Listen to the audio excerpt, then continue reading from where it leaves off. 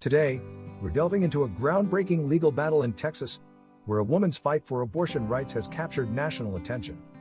In the wake of the U.S. Supreme Court overturning Roe v. Wade, individual states now hold power over abortion access. Texas, known for its stringent laws, is at the forefront of a heated debate. Meet Kate Cox, a 31-year-old Texas woman who found herself in a dire situation after her fetus was diagnosed with trisomy 18, a condition threatening her fertility and potentially fatal. Kate sought an abortion. Trisomy 18, a severe chromosomal disorder, often results in miscarriage or early infant death. Faced with this diagnosis, Kate's decision was both personal and medically guided. Kate's journey took a legal turn when Texas courts became involved. Initially, a lower court granted her an exception for the abortion. However, the Texas Supreme Court intervened, overturning this decision, igniting a fierce legal and ethical debate.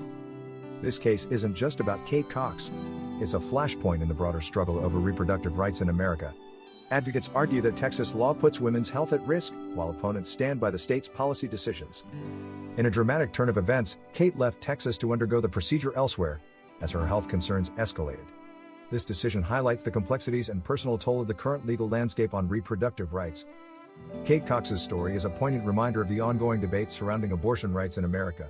As legal battles continue, the real-life implications for women like Kate remain at the forefront. Thank you for watching.